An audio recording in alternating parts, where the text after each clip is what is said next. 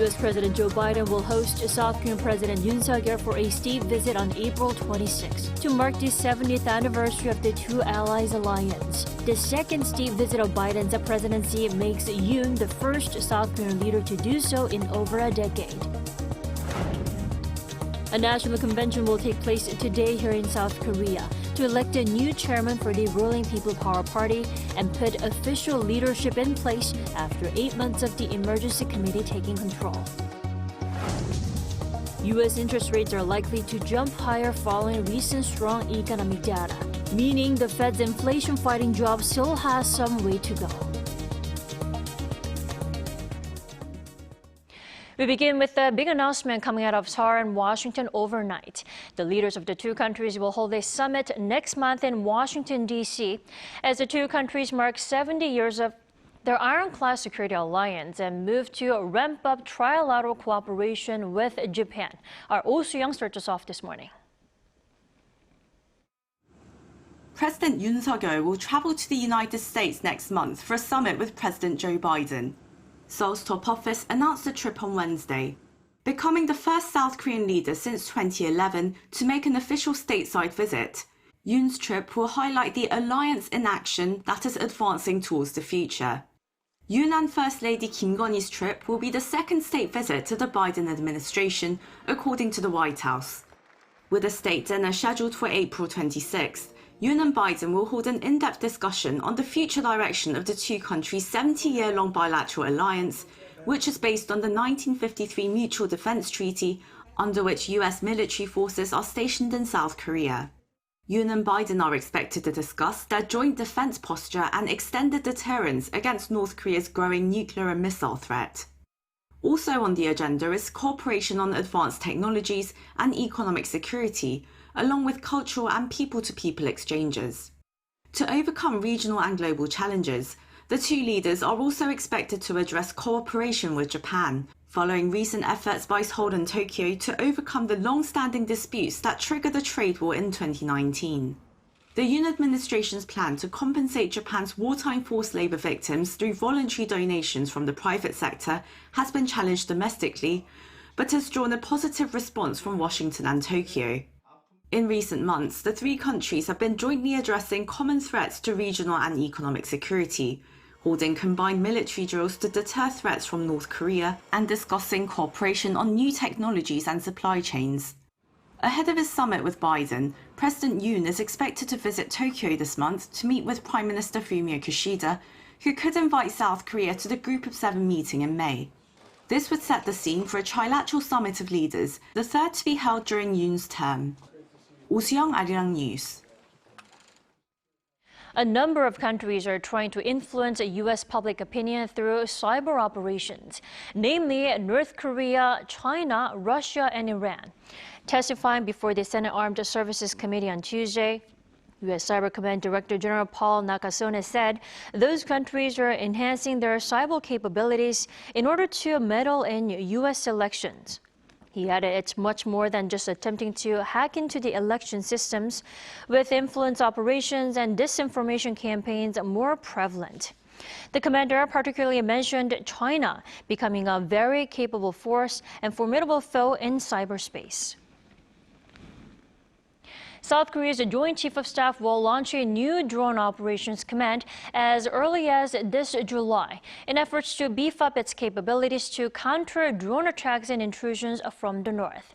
The establishment will come just 6 months after the military unveiled a plan to create the operations command in January. The South Korean military is analyzing and taking tips from its allies to shorten the time to build the command. For instance, they visited Turkey's drone barricade recently to share insights on operations and strategy. Turkey's barricade is equipped with the Bayraktar TB2, an unmanned combat aerial drone that's been used by Ukraine against Russian forces. A national convention will take place today here in South Korea to elect a new chairman for the ruling People Power Party. That will put official leadership in place after 8 months of the emergency committee taking control. Our political correspondent Lee Si-hoo reports. The day of the ruling Conservative People Power Party's national convention has finally come. The bloc, currently run by an emergency steering committee headed by Jung Jin-seok, is announcing its new leadership on Wednesday in the city of Goyang in Gyeonggi-do Province. This is after 4 days of online and phone voting by party members, which began on March 4th. Whereas before, the public was able to vote too, this time the PPP revised the rule so that only the registered party members are eligible. Of some 837,000 eligible voters, over 55%, or some 461,000 people, have voted. The voting rate of party members is the highest ever recorded in a PPP National Convention. 4 candidates are running for the single position of party chair, and 8 are running for 4 available seats on the party's Supreme Council. 4 more candidates are competing for a seat available for a young member of the Supreme Council designated for those under 45. The members of the Supreme Councils will be announced on Wednesday, but if none of the party chair candidates win a majority, a runoff will be held between the top 2 candidates. In that case, the winner will be announced Sunday following a televised debate and 2 more days of voting. Wednesday's event is the 3rd national convention in the PPP's history. It comes in a bid to find new leadership after Lee Jun-seok, the former PPP chair, was suspended from party membership after sexual bribery allegations last July. All eyes are now on how the new leadership, once it has been selected, will prepare for the general election scheduled to take place in April 2024. The party currently holds 115 seats in parliament compared to the main opposition Democratic Party's 169 seats. Meanwhile, the theme for Wednesday's convention, according to the PPP, is unity and celebration. President Yoon Suk-yeol is expected to join the event. Lee Si-hoo, Arirang News.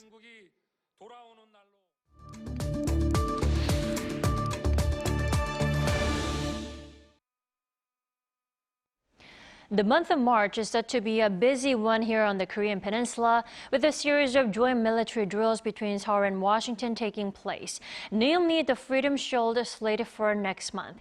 And chances are high that North Korea won't hold back. For more, we're joined by Dr. Patrick Cronin from Hudson Institute. Welcome to the program. Thank you. Thank you for joining us. The Biden administration has long pursued a diplomatic approach to solving Korean Peninsula issues, including North Korea's denuclearization. Now, will Washington's stance remain the same under South Korea's current administration?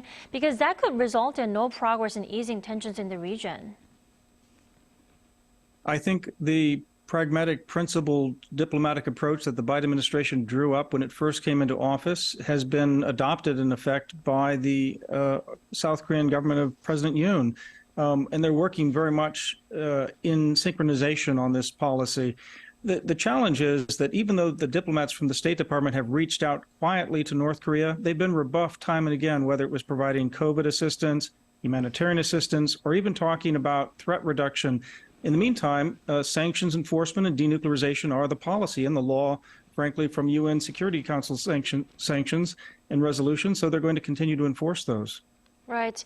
Well, North Korea has always been top of the agenda under not just the Biden administration, but also in previous administrations. But are there particular reasons as to why the U.S. right now is taking its time ironing out North Korea issues?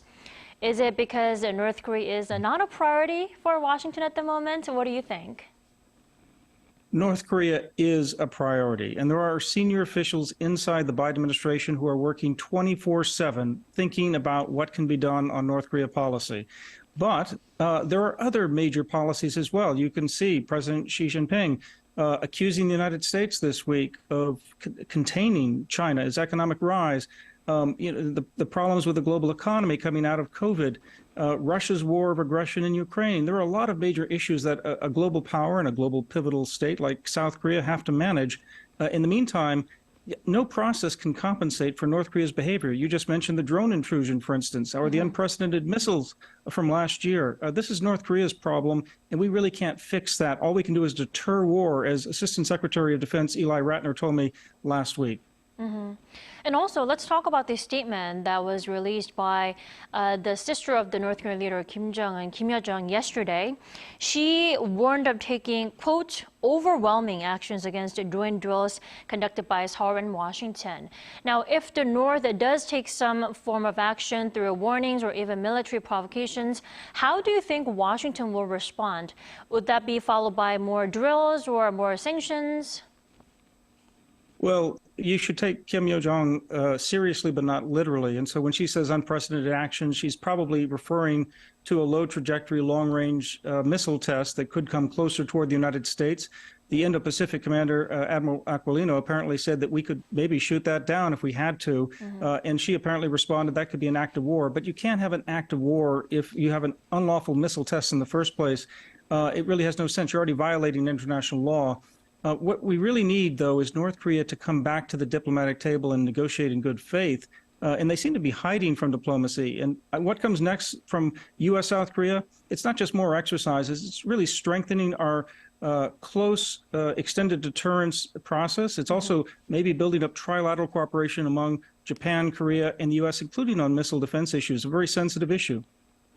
Right. Lots of actions, more to come with the Freedom Show slated for next week, and also upcoming summits between the two leaders of Seoul and Washington next month, right? Very big summit because President Yoon will be coming to Washington for a major state dinner as a real statesman. I know he's dealing with tough issues there in South Korea and in the region, but he's looking like a statesman internationally. Right. Strengthening South Korea-U.S. alliance, and also North Korea will no doubt top the agenda next month as well. It'll be very much at the top of the agenda. Yes, ma'am. All right. Thank you so much for your insight this morning, Dr. Cronin. My pleasure.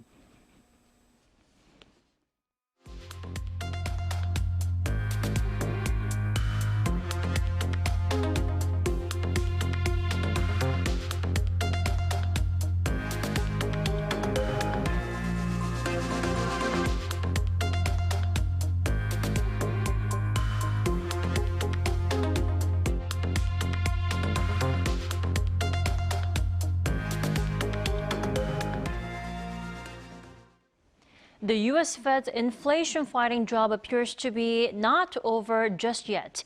The Fed chief has warned of higher and possibly faster rate hikes to come to combat stubborn inflation. Our Lee Sin-jae has the details. Giving his semi-annual testimony before the Senate Banking Committee on Tuesday, U.S. Fed Chairman Jerome Powell said the U.S. Central Bank will likely need to increase interest rates higher than initially anticipated, and maybe even at a faster pace. As I mentioned, the latest economic data have come in stronger than expected, which suggests that the ultimate level of interest rates is likely to be higher than previously anticipated. If the totality of the data were to indicate that faster tightening is warranted, we'd be prepared to increase the pace of rate hikes. In response, Powell was grilled by Republican Senator John Neely Kennedy, who accused the U.S. Fed of trying to increase unemployment figures by aggressively raising rates. However, according to the U.S. Central Bank chief, the recent unexpected economic data may trigger further inflation and slow progress towards the Fed's target of 2% inflation. That means the central bank would have to be more aggressive with rate hikes. Powell also hinted at rate hikes being larger than the most recent 25 basis point increase. Experts say Powell is hinting at a big step or 50 basis point rate hike at the next FOMC meeting slated for March 21st to the 22nd. With the U.S. Central Bank's rates in the 4.50% to 4.75% range, a big step would move them into the 5% territory and even further raise year-end expectations for the benchmark interest rate.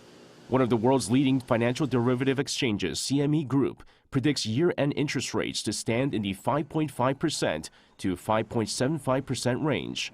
Powell's latest remarks led to a sharp fall in the U.S. stock markets on Tuesday, while Treasury yields jumped. Lee Sin-jae, Arirang News.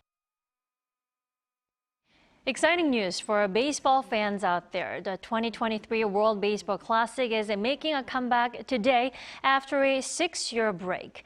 Now, Team Korea is in Tokyo for its first match against Australia this Thursday. Our Choi Soo-hyung has more. Team Korea is all set for the World Baseball Classic. They had 2 practice games against Japanese pro baseball teams Oryx Buffaloes and Hanshin Tigers on Monday and Tuesday. Despite losing 2-4 against Oryx, they beat Hanshin 7-4, giving Team Korea a confidence boost ahead of their opening WBC game. The 2023 World Baseball Classic features 20 teams divided into 4 pools of 5. Team Korea is in Pool B, which is based in Tokyo. They will face Australia, Japan, Czech Republic, and China. The Korea Baseball Organization and head coach Lee Gang-chul announced their roster on January 4th. Team Korea includes 15 pitchers, 2 catchers, 8 infielders, and 5 outfielders. According to KBO officials, it boasts Korea's strongest WBC lineup ever, with several former and current major leaguers. The 2 major leaguers, St. Louis Cardinals infielder Tommy Hyun-soo Edman and San Diego Padres infielder Kim Ha-sung, are expected to bring synergy to the team. U.S. magazine Baseball America last Tuesday named 3 Korean players among its top 10 prospects for the tournament. Last season's KBO MVP Lee Jong-hoo was 4th on the list, along with first baseman Kang Baek-ho and second baseman Kim Hae-sung. Team Korea has its first match against Australia at Tokyo Dome on Thursday at midday Korea time. And on Friday, Team Korea takes on local rival Japan at 7 p.m. Head coach Lee says his aim for now is to reach the semi-finals, which will be played in Miami. Many people say Team Korea is in a crisis, but I will use this as an opportunity to play as many games as possible with the team roster filled with young players and veterans. Only the top 2 teams in each pool advance to the quarterfinals. The opening match will be held in Taichung Stadium in Taiwan between Cuba and Netherlands on Wednesday. Team Korea will be hoping to do better than 2013 and 2017 WBC tournaments when they failed to reach the quarterfinals. Choi Soo-hyung, Arirang News.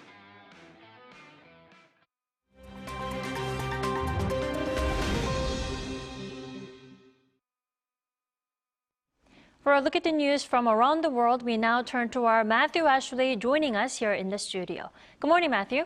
Good morning, Dami.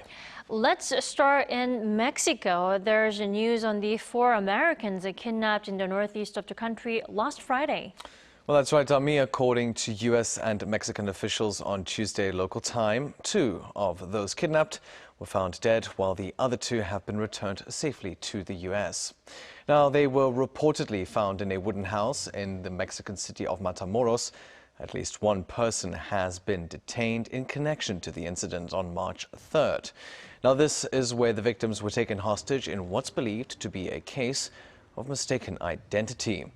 Relatives of the victims say they had traveled there to have cosmetic procedures done as a cheaper alternative to those offered in the U.S. Now, video footage of the kidnapping showed the Americans being taken from their white minivan and loaded into a pickup truck by heavily armed men. The kidnapping incident also saw a Mexican woman killed, who is believed to have been a bystander. Moving over to Bangladesh now, as rescue operations are underway following an explosion that tore through a multi-story commercial building in the capital of Dhaka on Tuesday local time. Now, according to officials, the blast killed at least 18 people, and the death toll is expected to rise. Over 140 have been injured. Meanwhile, the cause of the blast is still being investigated, although some reports have blamed accumulated gas. The building was located in the city's crowded Siddiq Bazaar, with the explosion also damaging nearby structures and vehicles. Now, the incident comes just days after 2 separate explosions killed 10 people. Bangladesh has become notorious for such occurrences in recent years, with watchers pointing to corruption and failure to enforce regulations as the cause. Meanwhile, in Europe, tickets for this year's Eurovision Song Contest Grand Final were in demand, selling out in just over 30 minutes. 6,000 lucky audience members took just 36 minutes to snap up the tickets for the final on May 13th.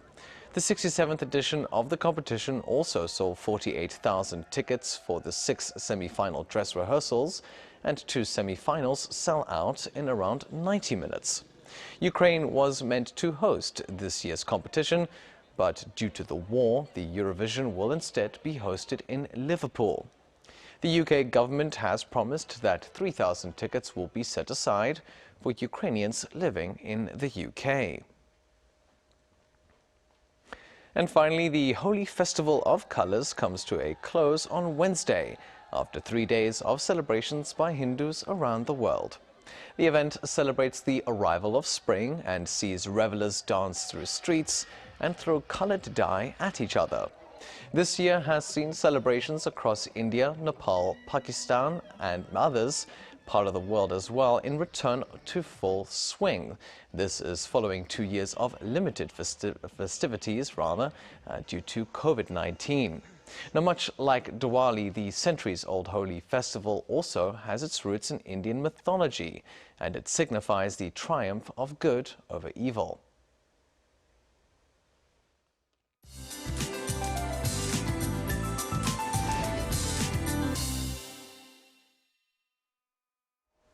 Good morning. Unseasonably warm March weather continues today. Morning temperatures are already 2 to 5 degrees higher than the same time yesterday in most parts of Korea. And top temperatures will be as high or slightly lower this afternoon.